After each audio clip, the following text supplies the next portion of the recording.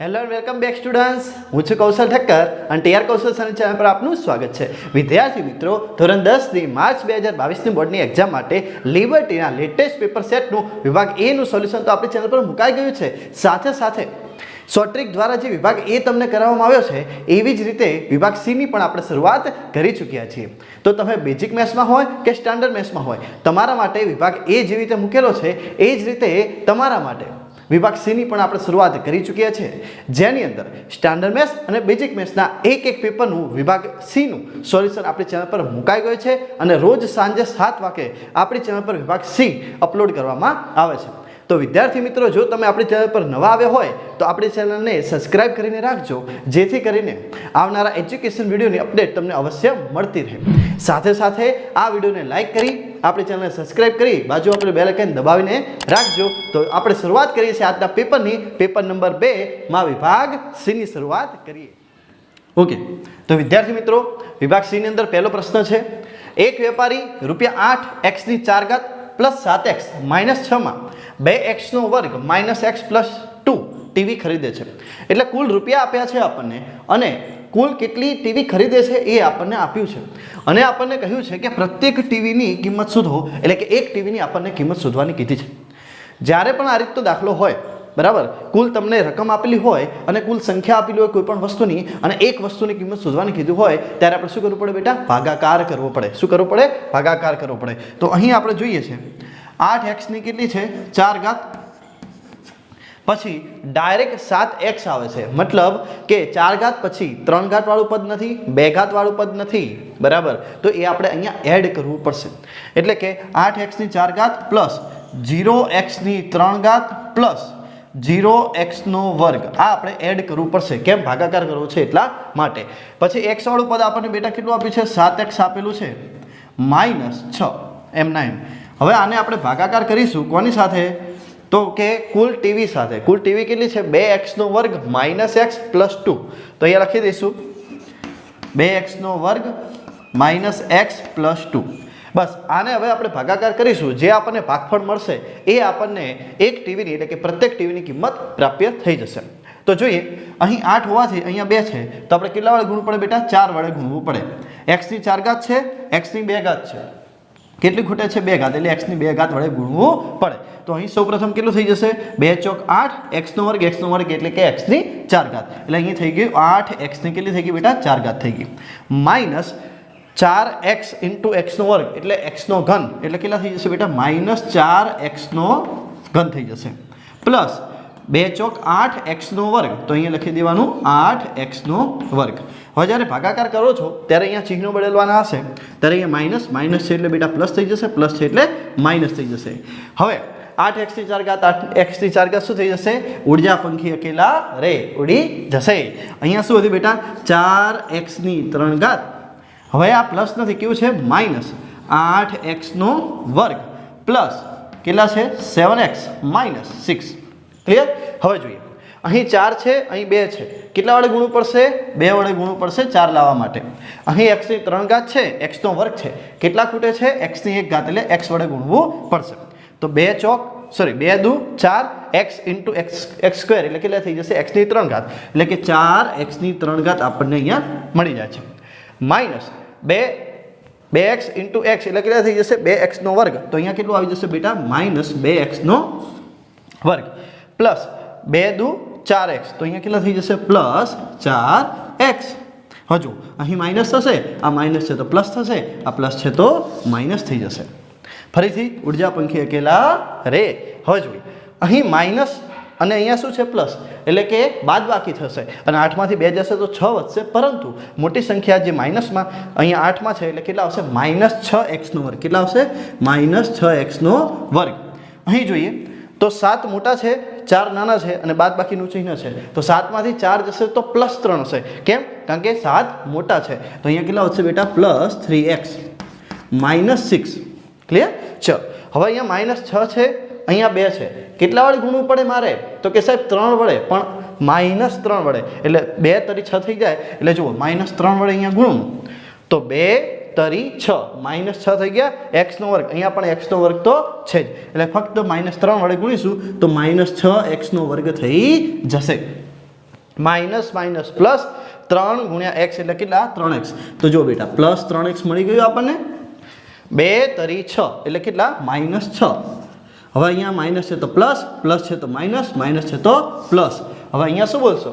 ઉર્જા પંખી અકેલા નહીં, સબકો સાથ મેં લેકે રે. એટલે બધા અહીંયા ઉડી જશે અને શેષ શું વધશે બેટા? શૂન્ય વધશે. તો અહીં આપણું ભાગફળ શું આવ્યું? 4x² plus 2x minus 3. તો આપણને કીધું છે કે પ્રત્યેક ટીવીની કિંમત શોધો. તો પ્રત્યેક ટીવીની કિંમત કેટલા રૂપિયા આવશે? રૂપિયા કેટલા થઈ ગયા? 4x² પ્લસ 2x માઇનસ 3 રૂપિયા આપણો આન્સર થઈ જશે. ઓકે બેટા, તો હવે આપણે આગળનો દાખલો જોઈએ. ઓકે, તો વિદ્યાર્થી મિત્રો હવે આપણી પાસે એક સમાંતર શ્રેણીનો દાખલો છે, ખૂબ સરસ, કે લાકડાની ટોટલ 200 ભારીઓની ગોઠવણીમાં તળિયાની હારમાં 20 ભારીઓ આપણી પાસે છે, એની ઉપરની હારમાં 19 ભારી છે, એની ઉપરની હારમાં 18 હશે, એની ઉપરની હારમાં કેટલી હશે? 17 હશે. આવી રીતે આપણે ગોઠવવાની છે, બરાબર. કુલ ભારીઓની સંખ્યા કેટલી છે? 200 છે. અને આ 200 ભારીઓ ગોઠવવા માટે કેટલી હાર થશે? મતલબ પહેલી હારની અંદર જેમ 20 સંખ્યા છે ભારીઓની, એવી રીતે બીજી હારમાં 19 સંખ્યા છે, એવી ટોટલ હાર કેટલી થશે એ આપણે જોવાનું છે. અને છેલ્લે ઉપરની હારમાં જ્યારે સૌથી ઉપર પહોંચીએ ત્યારે એની અંદર કેટલી ભારીઓ હશે એ પણ આપણે શોધવાનું છે. તો સૌપ્રથમ તો અહીં કુલ ભારીઓની સંખ્યા કેટલી છે? 200. એટલે SN બરાબર આપણને શું આપેલું છે બેટા? 200 આપેલું છે. ક્લિયર? બીજી વાત કરીએ તો અહીં તળિયાની હારની અંદર કેટલી ભારીઓ છે? 20 ભારીઓ છે. તો સમાંતર શ્રેણીમાં પહેલું પદ કયું થઈ જશે? 20 થઈ જશે. એની ઉપરની હારમાં કેટલું છે? 19. તો અહીંયા આવશે 19. એની ઉપર શું આવશે? 18. એની ઉપર શું આવશે? 17. આવી રીતે સમાંતર શ્રેણી તમારી તૈયાર થઈ જશે. હવે આની અંદર ટોટલ 200 ભારીઓને ગોઠવવાની છે. છેલ્લી હાર જે છેલ્લી છે એની અંદર કેટલી આપણી પાસે ભારીઓ હશે એ પણ આપણે શોધવાનું કહ્યું છે. તો સૌપ્રથમ તમે જુઓ, પહેલું પદ તમારું કયું છે? 20. એટલે એ બરાબર શું થઈ ગયું? 20 થઈ ગયું. ડી બરાબર તમને શું મળશે? 19માંથી 20 બાદ કરો એટલે ડી બરાબર તમને -1 મળશે. હવે તમારી પાસે એ છે, ડી છે, SN છે અને n શોધવાનું છે. કેટલી હાર? એટલે n શોધવાનું છે. અહીં n બરાબર કેટલા પેલું એ શોધવાનું છે. ક્લિયર બેટા? તો અહીં n આપણને શોધવાનું જો કહ્યું હોય અને તમારી પાસે જો છેલ્લું પદ નથી આપેલું તો તમે કયું સૂત્ર વાપરશો? SN નું મોટું સૂત્ર વાપરશો.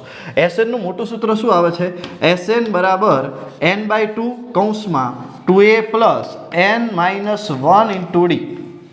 હવે આની અંદર આપણે કિંમતો મૂકીએ તો જો SN કેટલા છે બેટા? 200 છે, બરાબર. n/2 n આપણને ખબર નથી. 2a 2m ના m એની કિંમત કેટલી છે? 20 છે, પ્લસ n માઇનસ 1m ના m ડીની કિંમત -1 છે. ક્લિયર?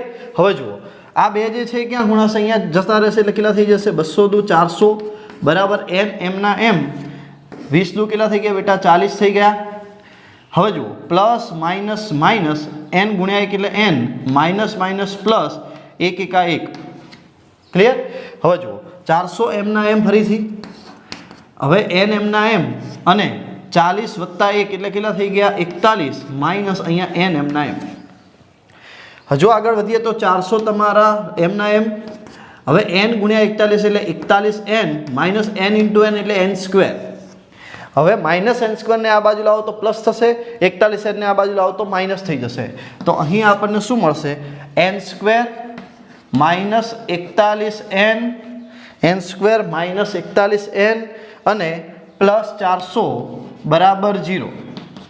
હવે 400ના એવા ભાગ પાડો, 400ના એવા ભાગ પાડો કે જવાબ 41 આવે. તો તમે જોઈ શકો છો 400ના ભાગ આપણે પાડી બતાવીએ છીએ કે 4 ગુણ્યા 100, 4 ગુણ્યા 100. હવે 100ના હું તમને ભાગ પાડીને બતાવું તો કેટલા થાય બેટા? 25 ચોક 100 થાય. આપણે 41 સરવાળો લાવવાનો છે. તમે જોઈ શકો છો 4 4 એટલે કે ચોખ્ખું ચોખ્ખું કેટલા થઈ ગયા? 16. 16 ગુણ્યા 25 કરું તો 400 તો થઈ જશે અને 16 ને 25નો સરવાળો કરવામાં આવે તો કેટલા થઈ જાય બેટા? 41 થઈ જશે. મતલબ 400ના એવા ભાગ પાડો કે જવાબ 41 આવે તો કયા આવશે? 25 અને 16 આવશે. ક્લિયર? હવે જો બેટા n નો વર્ગ m ના m માઇનસ લાવવાનો હોવાથી -25 અને -16 આવશે. તો -25n -16n અને પ્લસ 400 m ના m બરાબર 0. પહેલા બે પદમાંથી શું કોમન દેખાય છે તમને? n દેખાય છે કોમન, તો n એમના એમ અહીંયા વધશે n માઇનસ 25 માઇનસ 16 અહીંયા આવશે n માઇનસ 25 બરાબર 0. એટલે n ની કિંમત તમને 25 પણ મળશે અને n ની કિંમત તમને 16 પણ મળશે. એટલે અહીં તમારી પાસે બે વેલ્યુ મળે છે 25 અને 16, પરંતુ આ બંનેમાંથી એક જ સાચી હોવી જોઈએ. કઈ રીતે? અહીં આપણને કીધું છે કે કેટલી ભારીઓ હશે, એટલે આપણે an પણ શોધવાનું છે. તો જો હું 25મું પદ ગણું a25, તો 25મા પદનું સૂત્ર આવે a વત્તા 24d. શું સૂત્ર આવે બેટા? a વત્તા 24d. ક્લિયર? હવે a ની કિંમત આપણી પાસે 20 છે વત્તા 24 અને d ની કિંમત આપણી પાસે -1 છે. તો 20 એમના એમ અને 24 એકા 24 પણ કેવા -24 થાય. તો 24માંથી 20 જાય તો અહીંયા -4 તમને મળે બેટા. અને તમે મને એમ કહો કે અહીંયા સંખ્યા જે છે કોઈ દિવસ માઇનસમાં હશે? બિલકુલ પણ નહીં હોય. તો એનો મતલબ અહીંયા n જે છે 25 ન હોઈ શકે. કેમ? કારણ કે અહીંયા -4 આવે છે એટલા માટે. એટલે 25મું પદ બિલકુલ પણ કદાપી નહીં જ આવે. ઓકે બેટા, તો હવે જોઈએ n બરાબર 16 ને અહીંયા મૂકવું તો a 16 એટલે કે 16મું પદ ધારો કે આપણે શોધીએ છીએ. તો 16મું પદ આપણે શોધીએ તેનું સૂત્ર શું આવશે? a વત્તા 15d. 16મું પદ એટલે શું થાય? a વત્તા 15d. a ની કિંમત આપણી પાસે 20 છે વત્તા 15, d ની કિંમત -1. તો 20 એમના એમ 20 એમના એમ અને પ્લસ માઇનસ ને 15 એકા કેટલા થઈ ગયા બેટા? 15. તમે જોઈ શકો છો ડી આપણી પાસે કેટલા હતા? -1 હતા. હવે અહીં તમે જુઓ કે 20માંથી 15 જશે તો કેટલા વધશે બેટા? 5 વધશે. કેટલા વધશે? 5.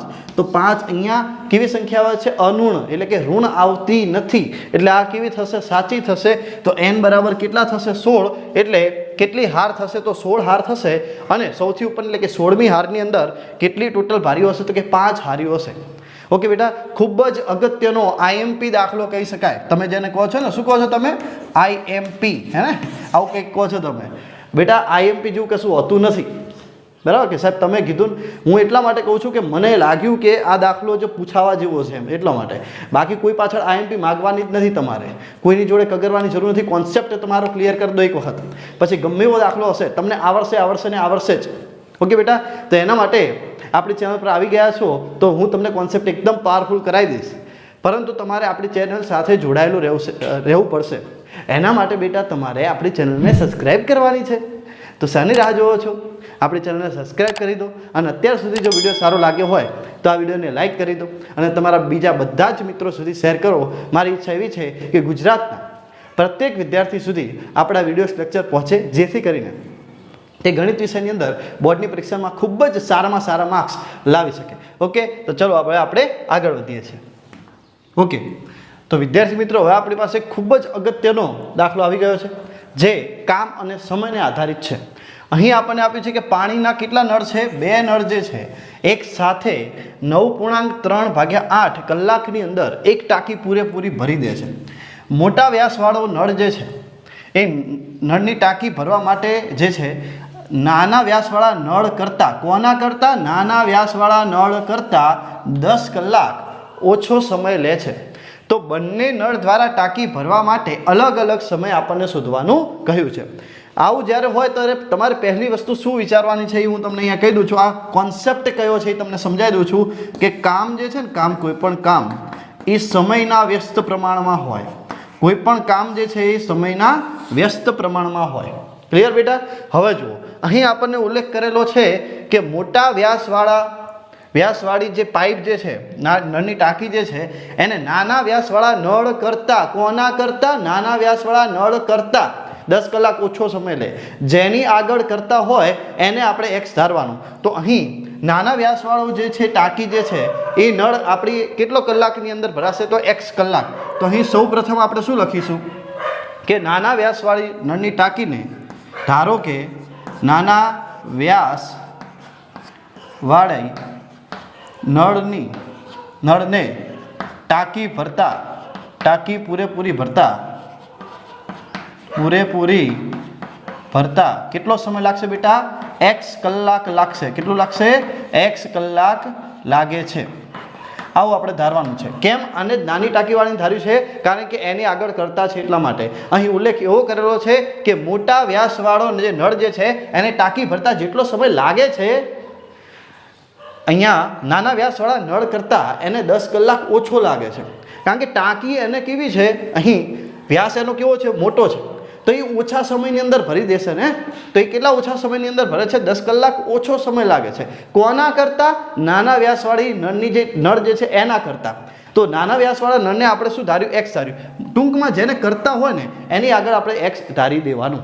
તો હવે આપણે જોઈએ નાના વ્યાસવાળાનું લખી દીધું. શું લખશો? મોટા વ્યાસવાળા નળને ટાંકી ભરવા માટે લાગતો સમય કેટલો હશે? તો કે નાના વ્યાસવાળું જે છે એના કરતાં કેટલું લાગે છે? 10 કલાક ઓછો લાગે છે. તો એનો સમય કેટલો થઈ ગયો બેટા? x - 10. કેટલો થઈ જશે? x - 10 કલાક લાગે છે. કોને? મોટા વ્યાસવાળા નળને. ક્લિયર? હવે આપણી પાસે અહીંયા કોન્સેપ્ટ જે છે કે કામ = 1 સમય. તો હું તમને અહીંયા સમજાવું છું કે જો બે નળ સાથે એક સાથે ટાંકી ભરે છે તો કુલ કેટલો સમય લાગે છે? તો 9 × 8 = 72 ને 3 કેટલા થઈ ગયા? 75/8 કલાક. 75/8 કલાક લાગે છે. તો અહીં તમારો સમય જે છે એ કેટલો છે? સમય, કુલ સમય અહીંયા તમને બતાવું છું બેટા. કુલ સમય જે છે, કુલ સમય તમને લાગે છે કેટલો લાગે છે? 75/8 કલાક. કુલ સમય કેટલો લાગે છે? 75/8 કલાક. હવે મારે કુલ કામ જોઈતું હોય, કુલ કામ જોઈતું હોય તો મારે શું કરવું પડે? તો અહીંયા તમે જોઈ શકો છો કે કામ બરાબર 1 સમય છે. તો જો કુલ સમય 75/8 હોય તો એનું વ્યસ્ત એટલે કે 8/75 જે છે એ બંને સાથે મળીને કામ કરશે કે નહીં કરે? ઓબ્વિયસ 100% કરશે. તો જ્યારે આ રીતનો દાખલો હોય, કામ અને સમયને આધારિત દાખલો હોય, ત્યારે તમારે સમયમાંથી કામમાં ફેરવવું હોય ત્યારે એનું વ્યસ્ત કરવું પડે. એ જ પ્રમાણે અહીં નાના વ્યાસવાળો જે નળ છે એને કેટલા કલાક લાગે છે? x કલાક લાગે છે. તો એનું કામ કેટલું થશે? નાના વ્યાસવાળા નળનું કામ થશે 1/x. મોટા વ્યાસવાળા નળને કેટલો કલાક લાગે છે? x - 10 કલાક લાગે છે. તો એ કેટલું કામ કરશે? તો કે સાહેબ 1/x - 10 વ્યસ્ત પ્રમાણમાં કામ કરશે. આટલી વસ્તુ તમારે યાદ રાખવાની. બંનેનું કુલ કામ એટલે બંનેનો સરવાળો. કુલ કામ મેં અહીંયા તમને લખીને આપ્યું છે કેટલું છે બેટા? 8/75 છે. કેટલું છે? 8/75. આ સમીકરણ, આ ઇક્વેશન બનાવતા તમારે શીખવાનું છે. એક અને માત્ર એક જ દાખલો છે આવો, અને કદાચ પૂછાઈ પણ શકે. એટલે તમે અટવાઈ ના જાઓ એટલા માટે અહીંયા કોન્સેપ્ટ ક્લિયર કરવાનો છે બેટા.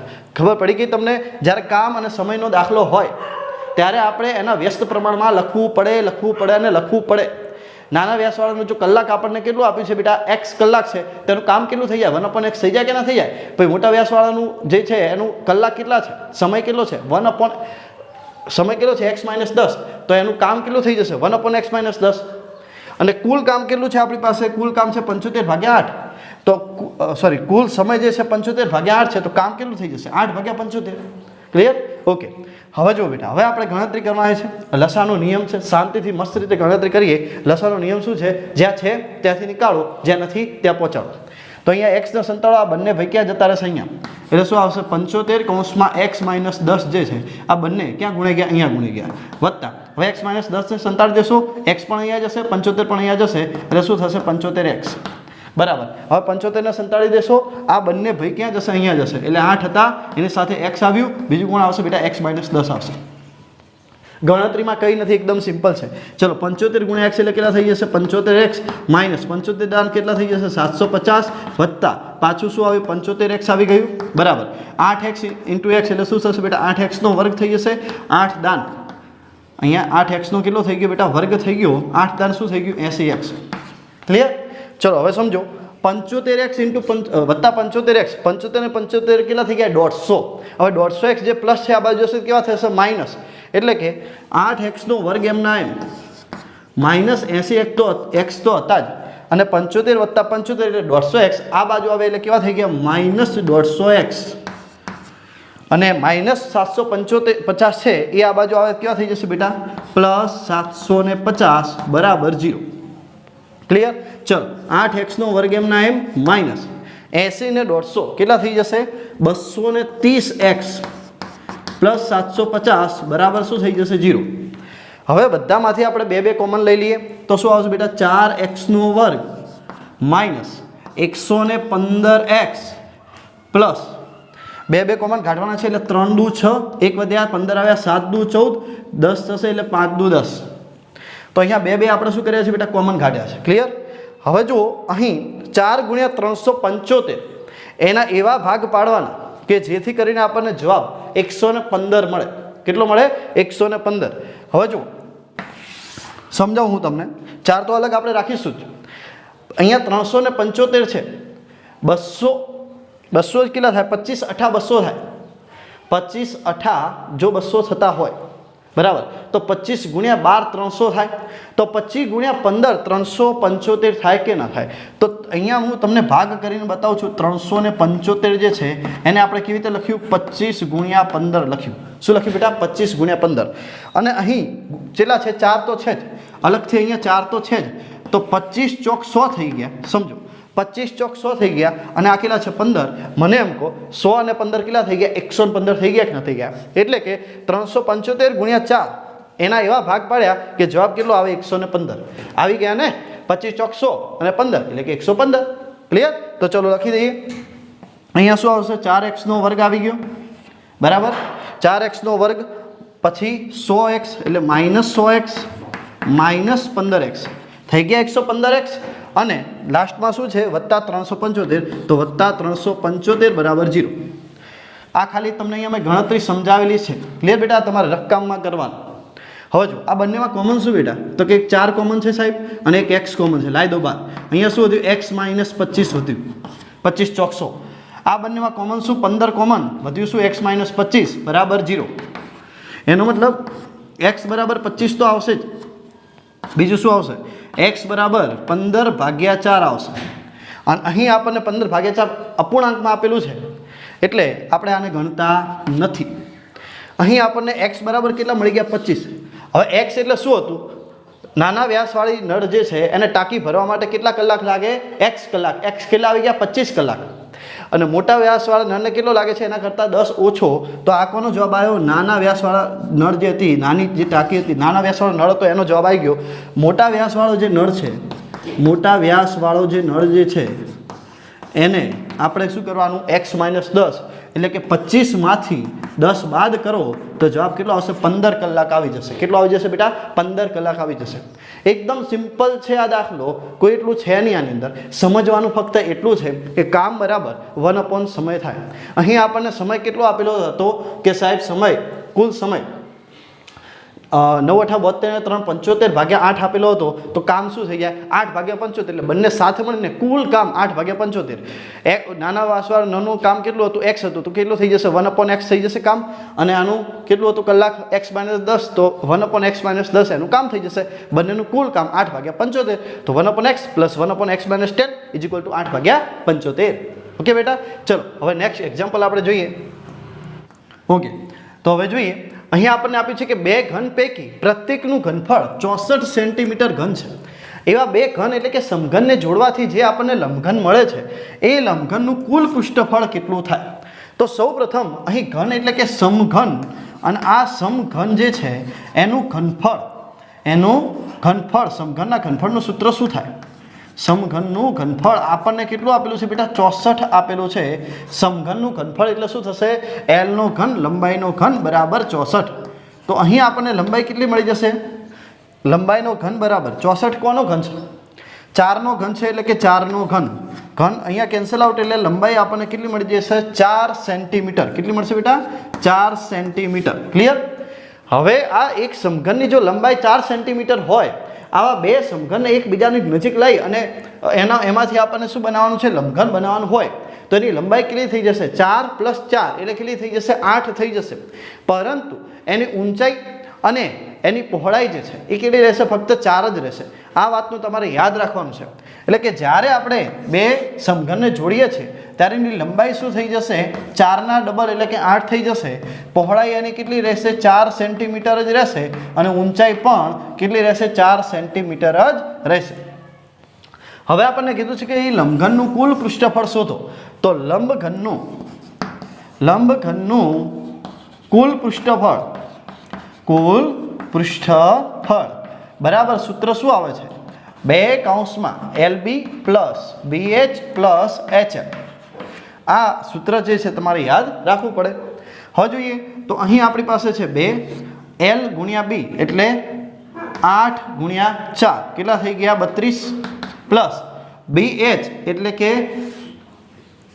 4 ગુણ્યા 4 કેટલા થઈ જશે બેટા 16 પ્લસ HL H અને L એટલે કે 4 ગુણ્યા 8 8 ચોક 32 થઈ જશે. હવે જુઓ 2 એમના એમ 6 ને 2 8 અને 2 10 ની શૂન વધી પડી 1 3 ને 1 4 ને 1 5 ને 3 8 એટલે 80 આવ્યા. 80 ના ડબલ કેટલા થઈ જશે 160. અહીંયા સેન્ટીમીટરમાં હોવાથી એનું પૃષ્ઠફળ સેન્ટીમીટરનો વર્ગ આપણને મળશે એટલે કે 160 સેન્ટીમીટર સ્ક્વેર. ઓકે બેટા, તો હવે આપણે આગળનું એક્ઝામ્પલ જોઈએ. ઓકે, તો વિદ્યાર્થી મિત્રો હવે આપણી પાસે એક ખૂબ જ સરસ પૃષ્ઠફળ અને ઘનફળનો દાખલો છે. અહીં આપણને આપ્યું છે કે એક કૂવો 7 મીટર વ્યાસ વાળા વર્તુળ પર 20 મીટર ઊંડાઈ સુધી અથવા ઊંચાઈ સુધી ખોદવામાં આવે છે. ત્યારે એમાંથી ખોદેલી જ્યારે માટી ખોદવામાં આવે ત્યારે નીકળેલી જે માટી જે છે એ માટીને આપણે બહાર એક સરખી રીતે પાથરીએ છીએ અને એની જે આપણને લંબાઈ અને પહોળાઈ આપેલી છે તો આપણને શું કીધું છે કે એની વ્યાસપીઠની ઊંચાઈ શોધો. હવે જો બેટા લંબાઈ આપેલી હોય, પહોળાઈ આપેલી હોય અને ઊંચાઈ શોધવાની કહી હોય તો L, B અને H જ્યાં તમને દેખાતું હોય તો એ શું હોય બેટા લંબઘન જ હોય. શું હોય લંબઘન જ હોય. ક્લિયર? હવે આ લંબઘન જે છે એનું ઘનફળ કેટલું થશે? કારણ કે એ જે છે કેવી રીતે બન્યું? માટી બહાર આવી એવી રીતે બન્યું. અચ્છા, માટી ક્યાંથી બહાર આવી? જ્યારે આપણે ખાડો ખોદ્યો છે ત્યારે. તો એ જ્યારે તમે ખાડો ખોદો છો વર્તુળાકાર એ ઊંડાઈ સુધી ખોદો છો તો એ શું બનશે? નળાકાર જ બનશે ને. એટલે મતલબ કે નળાકારનું ઘનફળ જે છે એનું એ જ તમારું લંબઘનનું ઘનફળ નહીં થાય. કારણ કે જેટલી માટી તમે બહાર નીકાળો છો એટલી જ તમે વ્યાસપીઠ ઉપર પાથરશો.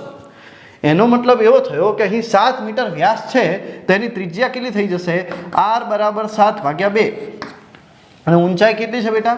ઊંચાઈ છે આપણી 20 મીટર. તો અહીંયા H અને R આ શેના માટે આપેલા છે? નળાકાર માટે આપેલા છે. આ શું છે? નળાકાર છે. અને L કેટલા છે આપણી પાસે? 22 મીટર. પછી B કેટલા છે આપણી પાસે? 14 મીટર. અને H આપણને શોધવાનું કહ્યું છે એટલે આ શું છે? આ લંબઘન છે. અને આ બંનેનું ઘનફળ કેવું થશે? સરખું થશે. તો અહીંયા લખી શકાય કે નળાકારનું ઘનફળ બરાબર લંબઘનનું ઘનફળ.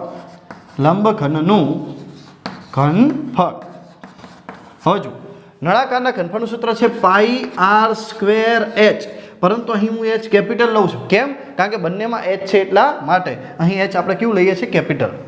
બરાબર લંબઘનના ઘનફળનું સૂત્ર છે LBH. કિંમતો મૂકીએ તો જો પાઈની કિંમત થશે બેટા 22/7. ત્રિજ્યા છે આપણી પાસે 7/2 એટલે એ 2 વખત લખવી પડશે કારણ કે એનો વર્ગ છે એટલા માટે. ઊંચાઈ કેટલી છે બેટા? આપણી પાસે 20 છે. લંબાઈ કેટલી છે? આપણી પાસે 22 છે. ગુણ્યા પહોળાઈ કેટલી છે? 14 છે. અને ઊંચાઈ આપણને શોધવાની કહી છે. બંને બાજુથી 22 કેન્સલ આઉટ થઈ જશે. અહીં 7 કેન્સલ આઉટ થઈ જાય છે અને 2 દાન 20 થઈ ગયા. હવે જુઓ આ જે 14 તમને દેખાય છે એ ગુણાકારમાં છે, ક્યાં જતા રહેશે? ભાગાકારમાં. એટલે અહીં આપણને શું મળશે? 7 ગુણ્યા 10/2. હજુ આપણે ઉડે છે અહીંયા જુઓ 2 × 5 = 10 એટલે ફક્ત વધ્યું 7 ગુણ્યા 5. શું વધ્યું બેટા? 7 ગુણ્યા 5. નીચે કંઈ વધ્યું છે? ના, નીચે હવે કંઈ વધ્યું નથી. 14 જે છે ગુણાકારમાંથી ક્યાં જતા રહેશે? ભાગાકારમાં. બરાબર ઊંચાઈ H. તો 7 દુ 14 એટલે કે 5/2 એટલે 2.5 મીટર ઊંચાઈ તમને મળી ગઈ. કોની? વ્યાસપીઠની ઊંચાઈ કેટલી મળી ગઈ? 2.5. તમને એક વાત કેવી છે બેટા કે પૃષ્ઠફળ અને ઘનફળવાળા દાખલા જે છે એની અંદર વિભાગ સીમાં કાં તો આ રીતે ઊંચાઈ આધારિત એક દાખલો હશે, કાં તો n એટલે કે કોઈપણની સંખ્યા શોધવાવાળો એક દાખલો હશે. આ 2 દાખલા અવશ્ય હોય જ છે. બરાબર? તો જ્યારે ઊંચાઈવાળો દાખલો આવે કે સંખ્યા શોધવાવાળો દાખલો આવે બંનેની અંદર એક જ વસ્તુ કોમન હોય છે, ભાગાકાર કરવાનો આવે છે. ક્લિયર બેટા? તો આ યાદ રાખજો અને આવા એક્ઝામ્પલ તમે ટેક્સ્ટબુકની અંદરથી અવશ્ય કરી લેજો. ક્લિયર? ચલો હવે આપણે આગળ વધીએ છીએ. ઓકે, તો અહીં આપણને કીધું છે કે એક ચતુષ્કોણના ક્રમિક શિરોબિંદુ આપેલા છે અને એનું ક્ષેત્રફળ, ચતુષ્કોણનું ક્ષેત્રફળ શોધવાનું કહ્યું છે. આ દાખલો તમે બેટા જાતે કરશો. હું તમને અહીંયા હિન્ટ આપી દઉં છું, સમજાવી દઉં છું કે કઈ રીતે તમારે કરવાનું રહેશે. ધારો કે આપણે ચતુષ્કોણનું નામ આપી દઈએ છીએ ABCD. હવે આ ABCD ચતુષ્કોણની અંદર એના એમ કેટલા છે? -4, -2, બીના યામ છે -3 -5, સીના યામ છે 3 -2 અને ડીના યામ આપણને આપેલા છે 2 અને 3. હવે જો આનું મારે ક્ષેત્રફળ શોધવું હોય તો એના માટે કોઈ સૂત્ર નથી, પરંતુ આપણે જો એક વિકર્ણ દોરી દઈએ છીએ તો અહીં આપણને એક ત્રિકોણ અને બીજું ત્રિકોણ મળી જાય છે. હવે તમે આ બંને ત્રિકોણનું ક્ષેત્રફળ શોધી બંને ત્રિકોણોનો સરવાળો કરો તો તમને આનો આન્સર મળી જશે. ધારો કે અહીંયા પહેલું ત્રિકોણ કયું છે બેટા? પહેલું ત્રિકોણ છે આપણી પાસે ADC, અથવા તમે ABC પણ પહેલું લઈ શકો છો. તો એક ત્રિકોણ છે ADC અને એક બીજું ત્રિકોણ તમારી પાસે કયું છે? ABC. કયું છે બેટા? ABC. આ બંને ત્રિકોણનું ક્ષેત્રફળ શોધ્યા બાદ બંનેનો શું કરવાનો છે? તમારે સરવાળો કરવાનો રહેશે. ત્રિકોણના ક્ષેત્રફળનું સૂત્ર શું છે? 1/2 કૌંસમાં x1 કૌંસમાં y2 - y3 પ્લસ x2 કૌંસમાં y3 - y1 પ્લસ x3 કૌંસમાં y1 - y2. આ સૂત્રની અંદર તમે જ્યારે કિંમત મૂકશો એટલે તમને પહેલા ત્રિકોણનું ક્ષેત્રફળ મળી જશે, પછી બીજા ત્રિકોણનું ક્ષેત્રફળ મળી જશે. બંને ત્રિકોણના ક્ષેત્રફળનો સરવાળો કરશો એટલે કે ચતુષ્કોણનું તમને ક્ષેત્રફળ મળી જશે. ઓકે, તો આ તમે જાતે કરજો અને નીચે અવશ્ય કોમેન્ટની અંદર તમે આનો આન્સર આપજો. થોડી મહેનત કરો બેટા. ઓકે, ચાલો હવે આપણે આગળ વધીએ છીએ. ઓકે, તો હવે જો વિદ્યાર્થી મિત્રો અહીં આપણને એક વર્તુળનો દાખલો આપ્યો છે, જેમાં કીધું છે કે AB જે છે એ વર્તુળ ઓ કેન્દ્રિત વર્તુળમાં જે 5 સેન્ટીમીટર ત્રિજ્યા છે એની જીવા કઈ છે? જીવા AB જીવા છે.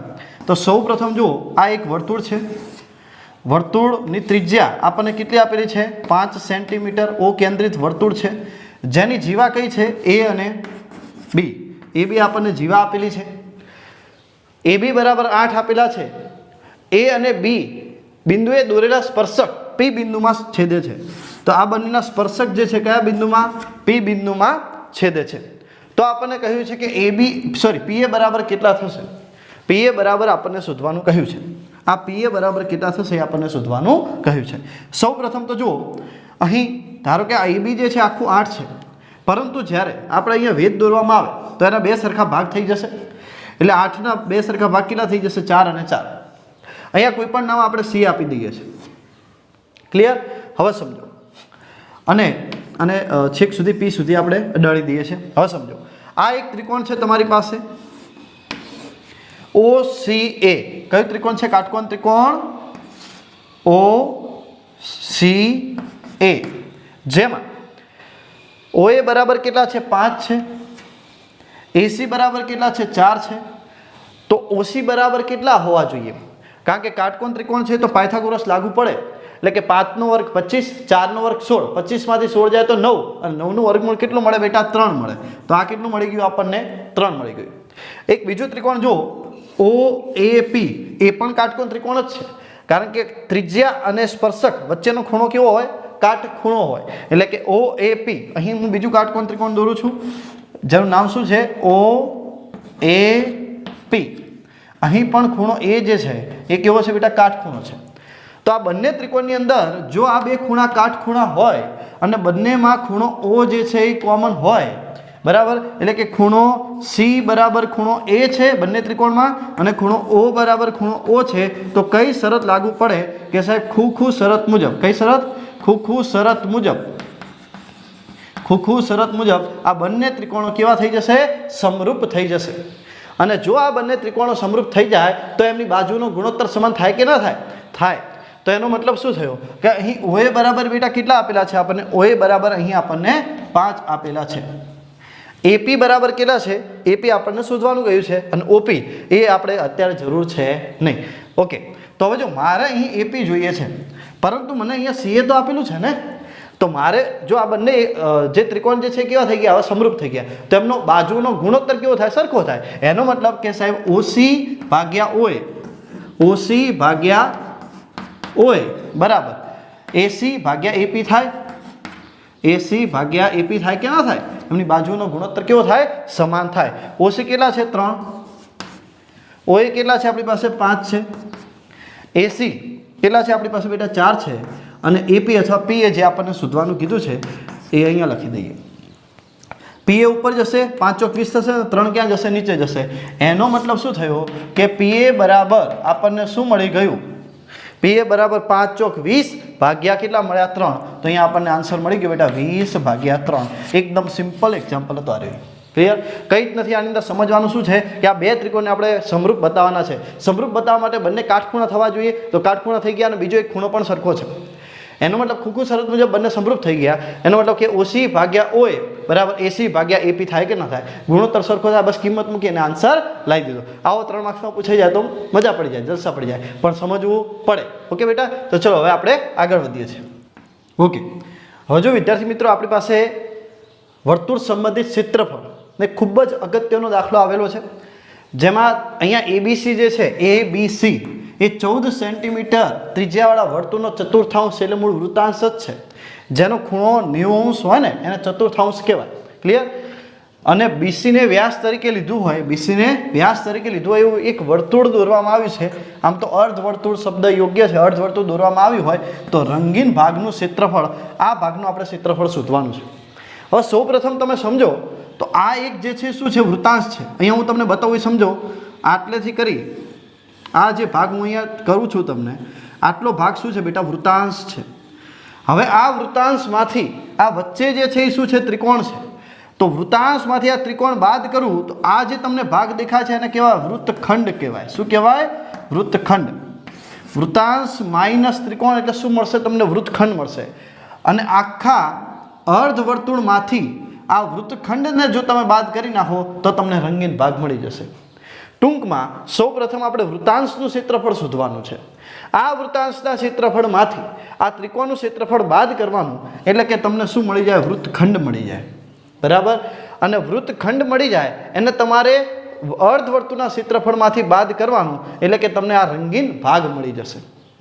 એના માટે અહીં મારી પાસે જે આ ત્રિકોણ છે, આ ત્રિકોણનું ક્ષેત્રફળ શોધવું હોય તો શું થાય?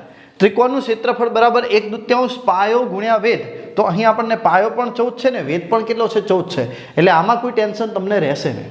બીજું, વૃત્તખંડ શોધવું હોય તો એના માટેનું સૂત્ર શું છે? મેં તમને કીધું હાલ એમ જ કે વૃત્તાંશનું ક્ષેત્રફળ માઇનસ શું આવશે બેટા? ત્રિકોણનું ક્ષેત્રફળ. ત્રિકોણનું ક્ષેત્રફળ. હવે જુઓ, વૃત્તાંશ જે છે એ કેટલું છે? θ ભાગ્યા 360 એટલે 90 ભાગ્યા 360 ચતુર્થાંશ લખેલું જ છે, એટલે કે 1/4. વૃત્તાંશનું ક્ષેત્રફળનું સૂત્ર આવે 1/4 પાઈ આર સ્ક્વેર. મતલબ θ ભાગ્યા 360 પાઈ આર નો વર્ગ, પણ θ 90 છે એટલે 90 ભાગ્યા 360 એટલે 1/4 જ થશે ને, પાઈ આર નો વર્ગ. અહીં પાઈની કિંમત આપણને કેટલી આપેલી છે? પાઈની કિંમત જો ન આપેલી હોય તો 22/7 તમે લઈ શકો છો, અને અહીં આપણને પાઈની કિંમત આપેલી નથી, માટે આપણે પાઈની કિંમત કેટલી લેશું બેટા? 22/7. ક્લિયર? હવે સમજો, પાઈ આર નો વર્ગ, આર એટલે કે ત્રિજ્યા. અહીં લખેલું છે કે કેટલા સેન્ટીમીટર ત્રિજ્યા છે આપણી પાસે? 14 સેન્ટીમીટરની ત્રિજ્યા છે. સોરી 14 સેન્ટીમીટર, હા ત્રિજ્યાવાળા. એટલે અહીંયા કેટલા આવશે બેટા? 14/14.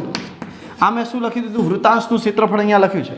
પછી શું છે? માઇનસ ત્રિકોણનું ક્ષેત્રફળ. ત્રિકોણનું ક્ષેત્રફળ થાય 1/2 ગુણ્યા પાયો ગુણ્યા વેધ. પાયો પણ 14 છે, વેધ પણ 14 છે, એટલે કે 14/14. હવે સમજો, આ બંનેની અંદર અહીં પણ 14/14 છે, અહીં પણ 14/14 છે. બંનેમાં કોમન હોવાથી આપણે ક્યાં લાવી દઈશું? એને બહાર લાવી દઈશું. એટલે અહીંયા શું આવશે કે 14/14 એ આપણે બહાર આવી જાય કોમન હોવાથી. અહીંયા શું વધ્યું બેટા? 22 ભાગ્યા અહીંયા શું વધ્યું છે? 4. 4ને આપણે શું લખી શકાય? 2 × 4 ગુણ્યા શું લખીશું? 7.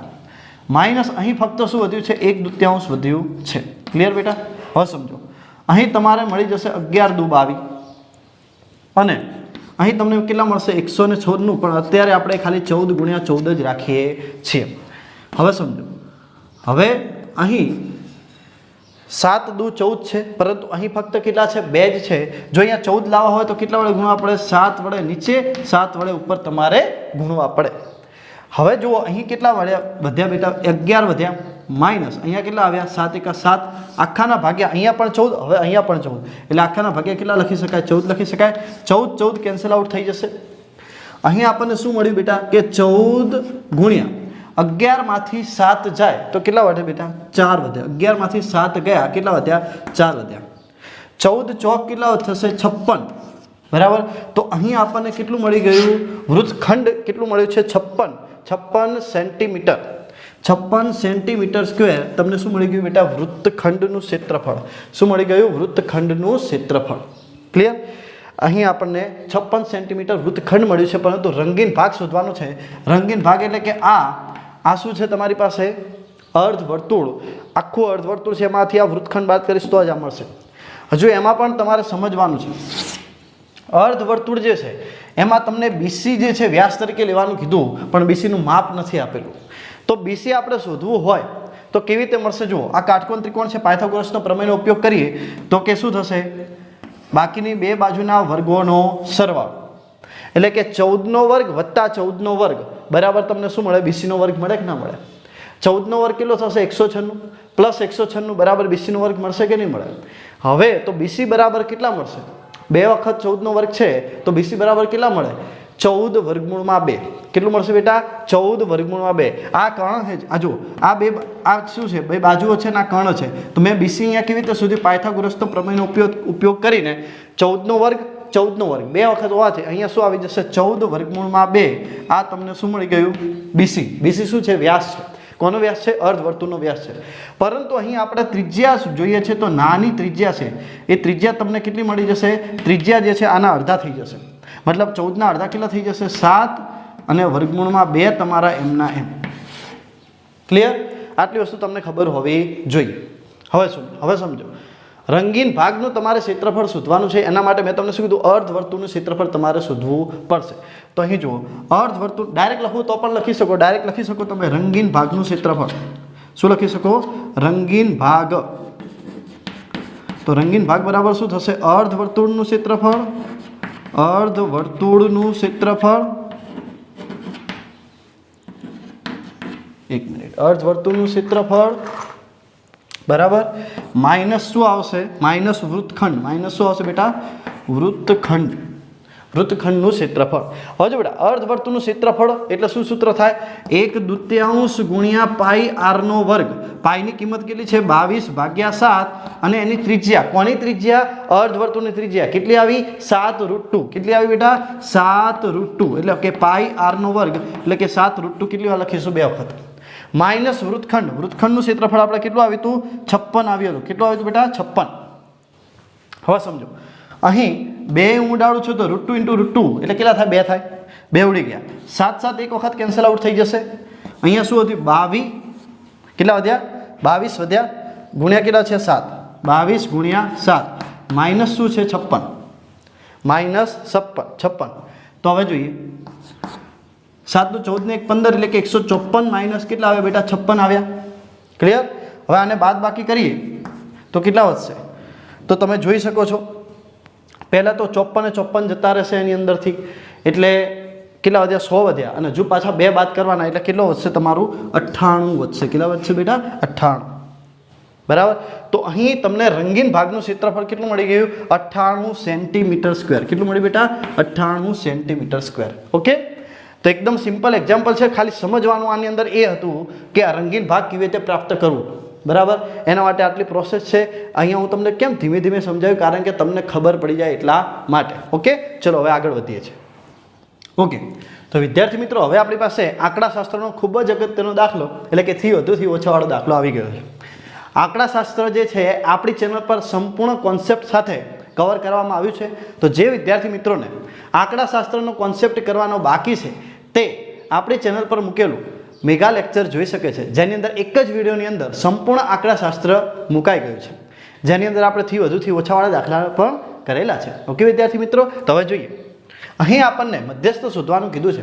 મેં તમને કહ્યું હતું કે જ્યારે મધ્યસ્થ શોધવાનું હોય, થી વધુથી ઓછોવાળો દાખલો હોય, તો જે તમને અવલોકન આપેલા હશે એ એફઆઈ નહીં પરંતુ શું આપેલું હશે? સીએફ આપેલું હશે. આ મેં વાત કરેલી છે મારા વિડીયોની અંદર. જે વિદ્યાર્થીઓને નથી ખબર એ અવશ્ય એ વિડીયો જોઈ લે. ઓકે બેટા, હવે જોઈએ 38 કરતાં ઓછું. તો અહીં તો આપણે એ જ લખીશું 38 કરતાં ઓછું, પરંતુ પછી શું છે? 38 કરતાં ઓછું પછી છે 40 કરતાં ઓછું. તો અહીં આપણે લખીશું 38 થી 40. પછી 40 થી શું લખીશું બેટા? 42. 40 થી 42. પછી કેટલા લખીશું? 42 થી 44. પછી લખીશું 44 થી 46. પછી 46 થી કેટલા આવશે બેટા? 48. પછી 48 થી કેટલા આવશે? 50. અને 50 થી કેટલા આવશે બેટા 52। અહીં લખેલું જ છે 52 કરતા ઓછું એટલે 50 થી 52 ક્લિયર। હવે જ્યારે CF માંથી FI મેળવવું હોય, જમણી બાજુમાંથી ડાબી બાજુ આવવું હોય, ડાબી બાજુનું મેળવવું હોય ત્યારે હંમેશા બાદ બાકી કરવી પડે। શું કરવી પડે બેટા? બાદ બાકી કરવી પડે। તેમાં પહેલી સંખ્યા તો m ના m, 3 માંથી 0 જશે તો 3 વધશે, 5 માંથી 3 જશે તો 2 વધશે, બરાબર। 9 માંથી 5 જશે તો કેટલા? 4 વધશે। 14 માંથી 9 જશે તો કેટલા વધશે બેટા? 5 વધશે। 28 માંથી 14 જશે તો 14 વધશે, અને 32 માંથી 28 જશે તો તમારી પાસે 4 વધશે, ક્લિયર। અને 35 માંથી 32 જશે તો કેટલા વધશે બેટા? 35 માંથી 32 જશે તો 3 વધશે, ઓકે। તો આ રીતે CF માંથી જ્યારે FI પ્રાપ્ત કરવું હોય ત્યારે તમારે શું કરવું પડે? બાદ બાકી કરવી પડે। એમાં પહેલી સંખ્યા એમના એમ મૂકવાની છે, પછી 3 માંથી 0 જાય તો 3, 5 માંથી 3 જાય તો 2, 9 માંથી 5 જશે તો 4, 14 માંથી 9 જશે તો કેટલા પ્રાપ્ત થશે? 5, 28 માંથી 14 જશે તો 14, અને બરાબર પછી 32 માંથી 28 જાય તો 4, અને 35 માંથી 32 જશે તો કેટલા વધે બેટા? 5, 32 કેટલા વધશે? 3 વધશે। હવે અહીં આ જે સંખ્યા જે છે એને શું કહેવાય? n કહેવાય। n બરાબર કેટલા છે? 35 છે। તો અહીં n/2 પ્રાપ્ત કરવું પડે એટલે કે 35 ના અડધા 17.5 થશે કે નહીં થાય? હવે આ n/2 17.5 જે છે કોની વચ્ચે આવે? કઈ બાજુ જોવાનું? CF માં જોવાનું। કોની બાજુ જોવાનું? CF માં। તો 17.5 જે છે એ કોની વચ્ચે આવશે? આ બંને ભાઈઓની વચ્ચે આવશે, મતલબ 14 અને 28 ની વચ્ચે 17.5 આવે। એમાં જે નાની સંખ્યા હોય એને તમારે CF ધારવાનું। પછી નીચે જવાનું, મોટી સંખ્યામાં એમાં આ બાજુ આવશે એને શું કહેવાય? F, અને અહીં જે હોય ડાબી બાજુ એને શું કહેવાશે? L। ટૂંકમાં L બરાબર તમને કેટલા મળી ગયા? 46। L બરાબર 46, F બરાબર તમને મળ્યા છે બેટા 14, CF બરાબર તમને મળ્યા છે 14, CF પણ કેટલા મળ્યા છે? 14, અને F પણ 14 છે। ખૂબ સરસ વાત છે। n/2 આપણી પાસે છે 17.5, અને તફાવત જે છે h બરાબર છે આપણી પાસે 2 નો તફાવત। આટલી વસ્તુની જરૂર પડે સૂત્રમાં, બધી વસ્તુ અહીંયા તમારી પાસે અવેલેબલ છે। બસ હવે સૂત્ર મૂકવાનું છે, મધ્યસ્થ બરાબર L વત્તા n/2 minus CF upon F into h, okay. હવે જોઈએ L કેટલા છે આપણી પાસે? 46 પ્લસ n/2 કેટલા છે? 17.5 માઇનસ CF કેટલા છે આપણી પાસે? 14 છે, તો અહીંયા લખી દઈશું બેટા 14 અપોન F આપણી પાસે કેટલા છે? 14 છે, ગુણ્યા h, તફાવત કેટલાનો હતો? 2 નો તફાવત છે આપણી પાસે, તમે જોઈ શકો છો, ઓકે। હવે જો 46 એમ ના એમ વત્તા 17 માંથી 14 જશે તો કેટલા વધે બેટા? 17 માંથી 14 જાય તો 3 વધે, 0.5 એટલે કે 3.5। અહીંયા 7 દુ 14 ઉડતા હતા તો ભાગ્યા 7 તમારા એમ ના એમ, ક્લિયર। હવે જો આ ગણતરી કેટલી સરળ છે, ગણતરી કેટલી સરળ છે તમે જુઓ। કારણ શું? 3.5 ના ડબલ કેટલા થાય? 7 થાય। કોક કે સાહેબ અમને એમ ખબર નથી પડતી, તો જુઓ બેટા ફરીથી તમને કહી દઉં, 46 એમ ના એમ, આ 3.5 નું તું શું લખી શકે? 35/10 તમે લખી શકો કે ના લખી શકો બેટા? અને 7 એમ ના એમ છે, કરો 7 50 કેટલા થશે? 35, 5 દુ કેટલા થઈ ગયા? 10, એટલે અહીંયા કેટલા વધે? 2, એટલે કે 46 વત્તા 1/2, હવે 1/2 એટલે 0.5, એટલે કેટલા થશે બેટા? 46.5। કેટલું મળી ગયું? 46.5 તમારો મધ્યસ્થ અહીં તમને પ્રાપ્ય થઈ જાય છે, ઓકે। તો વિદ્યાર્થી મિત્રો ખૂબ જ મજા આવી મને તમને વિભાગ C નું પેપર નંબર 2 નું સોલ્યુશન કરાવવામાં। આશા રાખું છું કે તમને પણ આ વિડીયોમાં ખૂબ જ મજા આવી હશે। અને વિદ્યાર્થી મિત્રો, તમે જે રીતે અહીંયા વિડીયો જુઓ છો તો ફક્ત તમારે વિડીયો જોવાનો નથી, તમારે મારી સાથે સાથે તમારે આને બધા દાખલા તમારે ગણવાના પડશે। એનું કારણ શું છે? જ્યારે તમે દાખલા ગણશો ત્યારે તમારો કોન્સેપ્ટ ક્લિયર થશે। ફક્ત કોઈ વિડીયો જોવાથી તમારો કોન્સેપ્ટ ક્લિયર નહીં થાય। મારો વિડીયો જોઈને તો તમને એવું લાગી જ જશે કે હા મને આવડી ગયું છે, પરંતુ યાદ રાખજો બેટા, ગણિત છે ગણવું પડશે। એટલે કે જ્યાં સુધી તમે આને ગણશો નહીં, સમજશો નહીં, ત્યાં સુધી તમારી ભૂલ થવાની સંભાવના રહેલી છે। એક વખત ફક્ત ગણી લો તો તમારી બિલકુલ પણ ભૂલ થશે નહીં, ઓકે વિદ્યાર્થી મિત્રો। તો આશા રાખું છું કે તમને આ વિડીયો ખૂબ જ સારો લાગ્યો છે, અને સારો લાગ્યો હોય તો આ વિડીયોને અત્યારે જ લાઈક કરી તમારે જેવી મસ્ત સારામાં સારી નીચે કોમેન્ટ કરી રાખજો। નવો વિડીયો આવે ત્યાં સુધી રાહ જોતા રહેજો। કામ કરતે રહો, લેકે પ્રભુ કા નામ। જય જય જલારામ।